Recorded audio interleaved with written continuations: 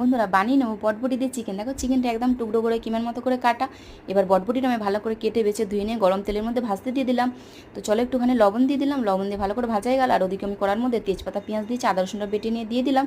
আর এদিকে একটি পাত্রের মধ্যে লবণ, লঙ্কা গুঁড়ো, হলুদ গুঁড়ো, সামান্য পরিমাণ জিরার গুঁড়ো আর কাশ্মীরি লঙ্কাটা দিয়ে দিলাম সামান্য পরিমাণ কালারটা আসার জন্য। চলো হয়ে গেছে মিশ্রণটি। তো ওখানে কষার মধ্যে মিশ্রণটি দিয়ে দিলাম। তারপর টুকরো করা চিকেনগুলো ওর মধ্যে দিয়ে ভালো করে কষে নেব, লাল লাল করে পুরো একদম তেল ছেড়ে যাবে। চলো কষায় গেছে, সামান্য পরিমাণ জল দিয়ে দিলাম।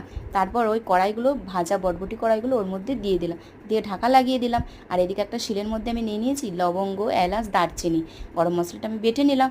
চলো ঢাকা লাগিয়ে খুললাম, দেখো হয়ে গেছে পুরো। তারপর ওতে বাটা গরম মশলাটা দিয়ে দিলাম, রেডি হয়ে গেছে।